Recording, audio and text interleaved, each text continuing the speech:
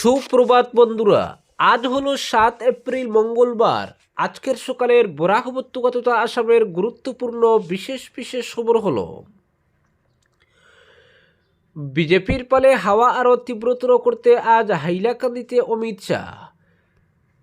আজ শেষ বেলায় বিজেপির পালে হাওয়া আরও তীব্রতর করতে হাইলাকান্দির নেতাজি সুভাষচন্দ্র বসু স্টেডিয়ামে বক্তব্য রাখবেন অমিত শাহ।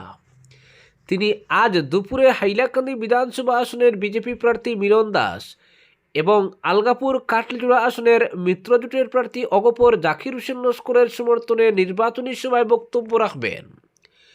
হাইলাকান্দির নেতাজি সুভাষচন্দ্র বসু ময়দানে বিজেপির এই নির্বাচনী সভাকে সফল করতে জোর প্রস্তুতি সম্পন্ন হাইলাকান্দি বিজেপির। কেন্দ্রীয় মন্ত্রীর এই নির্বাচনী জনসভা উপলক্ষে দলের পক্ষ থেকে যাবতীয় প্রস্তুতি সম্পন্ন করা হয়েছে বলে জানা গেছে। আজ দুপুরের দিকে জনসভা অনুষ্ঠিত হবে। জনসভার একদিন আগে সোমবার যুব মোর্চার উদ্যোগে হাইলাকান্দি আসনের বিজেপি প্রার্থী এবং আসাম প্রদেশ যুব মোর্চার সহ সভাপতি মিলন দাসের সমর্থনে জেলা জুড়ে এক বাইক র্যালি আয়োজিত হয়েছে। মিলন দাসকে সামনে রেখে যুব মোর্চার এই র্যালি জেলার বিভিন্ন এলাকা পরিক্রমা করে এদিন বিকালে হাইলাকান্দি শহরের নেতাজি সুভাষচন্দ্র বসু স্টেডিয়ামে গিয়ে দেখা যায় অমিত শাহর নির্বাচনী সভার জন্য প্রস্তুতির কাজ জোর কদমে চলছে। অপরদিকে কেন্দ্রীয় স্বরাষ্ট্রমন্ত্রী অমিত শাহের আজ হাইলাকান্দি সফর ঘিরে জেলা প্রশাসনের পক্ষ থেকে কড়া নিরাপত্তা ও আইন শৃঙ্খলা ব্যবস্থা গ্রহণ করা হয়েছে। আজ দুপুর 12:55 হাইলাকান্দির ডিএসএ প্লেগ্রাউন্ডে তার আগমন নির্ধারিত হয়েছে। এই সফরকে কেন্দ্র করে আইন শৃঙ্খলা রক্ষা এবং সার্বিক নিরাপত্তা নিশ্চিত করতে জেলা প্রশাসন একাধিক এক্সিকিউটিভ ম্যাজিস্ট্রেটকে দায়িত্বে নিয়োগ করেছে। প্রশাসনের জারি করা নির্দেশিকা অনুযায়ী আলগাপুরের সার্কেল অফিসার তথা নির্বাহী ম্যাজিস্ট্রেট হুসাইন মোহাম্মদ মুমিনকে ডিএসএ গ্রাউন্ড এলাকায় আইন শৃঙ্খলা রক্ষার দায়িত্ব প্রদান করা হয়েছে। সহকারী কমিশনার ও নির্বাহী ম্যাজিস্ট্রেট অঙ্কিতা ছেত্রীকে হাইলাকান্দি সার্কিট হাউস এলাকায় আইন শৃঙ্খলা রক্ষার দায়িত্ব প্রদান করা হয়েছে।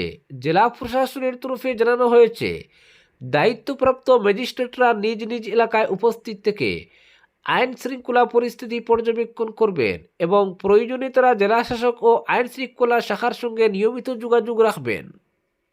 পরবর্তী খবর, নির্বাচনের অন্তিম পর্যায়ে উত্তর করিমগঞ্জে প্রচারে আসছেন প্রাক্তন কেন্দ্রীয় মন্ত্রী স্মৃতি ইরানি। আজ দুপুরে তিনি শ্রীভূমি শহরের বিজেপি প্রার্থী সুব্রত ভট্টাচার্যের জন্য জনগণের কাছে ভোট চাইবেন। আজ তিনি শহরে রোড শো করবেন। প্রদেশ বিজেপির ইলেকশন ম্যানেজমেন্ট কমিটির প্রমুখ রঞ্জিত মজুমদার বিজেপির ন্যাশনাল লিডার স্মৃতি ইরানির ট্যুর প্রোগ্রাম কনফার্ম করেছেন। আজ সকালে কম্বিররাম বিমানবন্দরে অবতরণ করবেন। সেখান থেকে হেলিকপ্টারে চলে আসবেন শ্রীভূমি শহরের নীলমণি হায়ার সেকেন্ডারি স্কুলের মাঠে। এরপর রোড শোতে অংশ নেবেন। অনুষ্ঠান ছেড়ে বিকাল 3:30টায় তিনি চলে যাবেন। শ্রীভূমি জেলা বিজেপির সাধারণ সম্পাদক দিলীপ দাস জানিয়েছেন, স্মৃতি ইরানির রোড শো হবে শিলচর রোডের পেট্রোল পাম্পের কাছ থেকে শুরু হবে। মেন রোড ধরে ডিসি বাংলোর সামনা হয়ে চারচন্ডী পার্কে গিয়ে সমাপ্ত হতে পারে। তবে এই কার্যসূচির কিছুটা পরিবর্তন হতে পারে বলে জানান তিনি। আজ দুপুরে শহর শ্রীভূমিতে জনপ্লাবন দেখা দেওয়াটা নিশ্চিত। অন্যদিকে সোমবার দুপুরে যুব মোর্চার উদ্যোগে বিশাল বাইক র্যালি শহর পরিক্রমা করে যুব মোর্চার জেলা সভাপতি চিরব্রত চক্রবর্তীর উদ্যোগে আয়োজিত বাইক র্যালি শুরু হয় নীলমণি স্কুলের খেলার মাঠ থেকে। পরবর্তী খবর, বিধানসভা নির্বাচনের প্রেক্ষিতে শ্রীভূমি জেলা প্রশাসন থেকে সমগ্র জেলায় মদ্যপান ও বিক্রয় নিষিদ্ধ ঘোষণা করে ড্রাই ডে ঘোষণা করা হয়েছে। জেলা আয়ুক্ত এক আদেশের মাধ্যমে জননিরাপত্তা ও অবাধ নির্বাচন নিশ্চিত করতে জেলা জুড়ে সমস্ত মদের দোকান ও গুদাম আজ বিকাল 5টা থেকে 9 এপ্রিল বিকাল 5টা পর্যন্ত মোট 48 ঘন্টা বন্ধ ঘোষণা করেছেন। পাশাপাশি ভোট গণনার দিন 4 মে ভোট গণনা প্রক্রিয়া শেষ না হওয়া পর্যন্ত পুরো দিন ড্রাই ডে হিসেবে পালিত হবে। এর ফলে জেলার সমস্ত পাইকারি warehouse, IMFL retail shop, club, hotel এবং দেশি মদের দোকান এই নির্দিষ্ট সময়ে সম্পূর্ণ বন্ধ থাকবে। এই সময়কালে কোনো ব্যক্তির ব্যক্তিগতভাবে মদ মজুত করা আইনত নিষিদ্ধ। এতে লাইসেন্সবিহীন প্রাঙ্গণে মদের মজুত রুখতে আবগারি আইন অনুযায়ী কঠোর ব্যবস্থা গ্রহণ করা হবে। জেলা প্রশাসনের পক্ষ থেকে জানানো হয়েছে যে এই আদেশ লঙ্ঘনকারী ব্যক্তিদের বিরুদ্ধে আবগারি আইন ও নিয়মাবলী এবং 1951 সালের জনপ্রতিনিধিত্ব আইনের 135 ধারা অনুযায়ী কঠোর আইনি ব্যবস্থা নেওয়া হবে। পুলিশ প্রশাসন এবং আবগারি বিভাগকে জেলার প্রতিটি সার্কেলে কড়া নজরদারি চালানোর নির্দেশ দেওয়া হয়েছে। পরবর্তী খবর, চেরাগীতে কংগ্রেসের প্রচার সভায় সর্বভারতীয় সভাপতি অহংকারী মোদী ও হিমন্ত সরকারের পতন হবেই বললেন মল্লিকার্জুন খাড়গে। হিমন্ত বিশ্ব শর্মা কংগ্রেসের পোষিত 20-25 বছর কংগ্রেসে থেকে নিজের স্বার্থ চরিতার্থ করে বিজেপিতে গিয়ে আজ মেউ মেউ করছেন। যে থালিতে খেয়েছেন সেই তালা ছিদ্র করছেন। ক্ষমতায় আসীন হয়ে রাজ্যের জনগণকে উচ্ছেদ করে নিজেই জমি লুটছেন এবং অন্যকে দিচ্ছেন। 1 লাখ একর জমি ধনীদের মধ্যে বন্টন করেছেন বলে রাজ্যের মুখ্যমন্ত্রী হিমন্ত বিশ্ব শর্মার বিরুদ্ধে অভিযোগ তুলে কামান দাগেন সর্বভারতীয় কংগ্রেস সভাপতি মল্লিকার্জুন খাড়গে। সোমবার দক্ষিণ করিমগঞ্জ বিধানসভা কেন্দ্রের আওতাধীন চেরাগীতে জেলাভিত্তিক বিশাল নির্বাচনী জনসভায় কংগ্রেসের সর্বভারতীয় সভাপতি মল্লিকার্জুন খাড়গে তার 8 ঘন্টার বক্তব্যে দেশের প্রধানমন্ত্রী ও রাজ্যের মুখ্যমন্ত্রীর বিরুদ্ধে একের পর এক বিস্ফোরক অভিযোগ তুলে রীতিমতো কামান দাগেন শাসক দলকে। বলেন, রাজ্যে বিজেপি শাসিত ডবল ইঞ্জিন সরকারের 10 বছরের কার্যকালে বরাক উপত্যকায় কোনো উন্নয়ন হয়নি। রাস্তাঘাটের অবস্থা অত্যন্ত শোচনীয় হয়েছে, বন্ধ হয়েছে ইন্ডাস্ট্রিও। মুখ্যমন্ত্রী হিমন্ত বিশ্ব শর্মা চাননি বরাক উপত্যকার উন্নয়ন। প্রধানমন্ত্রী নরেন্দ্র মোদীর শিষ্য হচ্ছেন মুখ্যমন্ত্রী হিমন্ত। গুরু সবসময় মিথ্যা কথা বলেন, তাই শিষ্য মিথ্যা কথা বলাটা স্বাভাবিক। কারণ মুখ্যমন্ত্রীর আসনে বসেই ক্ষমতা বলে রাজ্যের জনগণের জমি মাটি কেড়ে নিয়ে সেই জমি নিজেই কবজা করেছেন। 1 লক্ষ একর জমি নাকি আম্বানি আদানি সহ ধনীদের দিয়েছেন। কংগ্রেসের সর্বভারতীয় সভাপতি মল্লিকার্জুন খাড়গের অভিযোগ, এই বিশাল জমি ধনীদের না দিয়ে 2 একর করে বন্টন করলে 50,000-এরও অধিক গরিব পরিবার বেঁচে থাকতেন। কিন্তু রাজ্যের গরিব জনগণের কথা বাদ দিয়ে উল্টো আদানি আম্বানি ও রামদেবদের মতো ধনকুবেদের হিতেই কাজ করেছেন হিমন্ত বিশ্ব শর্মা। অভিযোগ কংগ্রেসের সর্বভারতীয় সভাপতির। খাড়গে আরও বলেন, হিমন্ত বিশ্ব শর্মার পাহাড় প্রমাণ দুর্নীতি ও কেলেঙ্কারির পর্দা ফাঁস হচ্ছে ধীরে ধীরে। 3টি পাসপোর্ট মিলেছে, আরও কত কিছু বেরিয়ে আসবে। জনগণের সেবা করার জন্য ক্ষমতায় বসে নিজের সেবায় নিয়োজিত হয়েছেন তিনি, তাই অহংকারী হিমন্ত বিশ্ব শর্মার পতন হবেই। খাড়গে এও বলেন, প্রধানমন্ত্রী বছরে 2 কোটি চাকরির প্রতিশ্রুতি দিয়ে ক্ষমতায় বসলেও মোদির সেই প্রতিশ্রুতি কোথায়?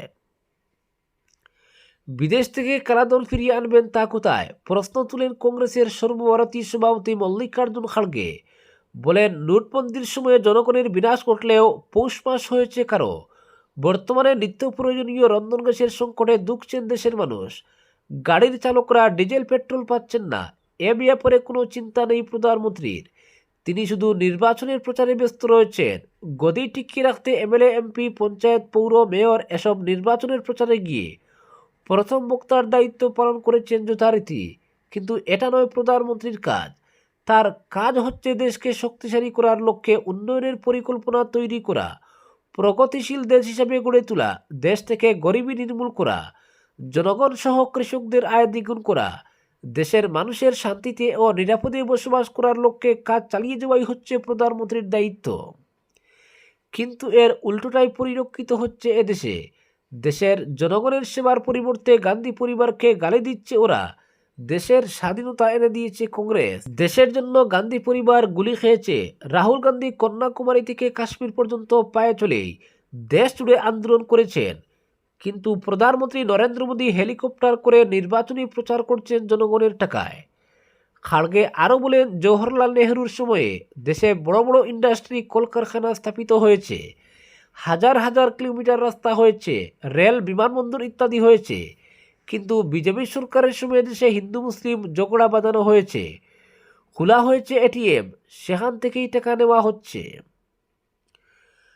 খাড়গের অভিযোগ, ইউডিএফের সুপ্রিমো বদরুদ্দিন আজমলের সঙ্গে বন্ধুত্ব হয়েছে প্রধানমন্ত্রী মোদীর।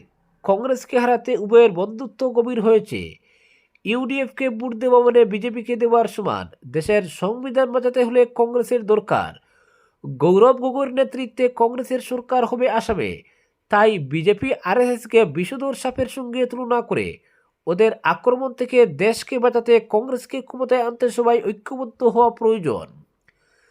তাই দক্ষিণ করিমগঞ্জ বিধানসভা কেন্দ্রের কংগ্রেস প্রার্থী আমিনুর রশিদ চৌধুরী, উত্তর করিমগঞ্জ বিধানসভা আসনের কেন্দ্রের প্রার্থী জাকারিয়া আহমেদ, পাতারকান্দি বিধানসভা কেন্দ্রের প্রার্থী কার্তিক সেনা সিনহা ও রামকৃষ্ণনগর বিধানসভা কেন্দ্রের প্রার্থী সুরুচি রায়কে বিশাল ভোটের ব্যবধানে জয়ী করতে উপস্থিত সকলের প্রতি আহ্বান জানান কংগ্রেসের সর্বভারতীয় সভাপতি মল্লিকার্জুন খাড়গে। আজকের বিশেষ সংবাদ এখানেই সমাপ্ত।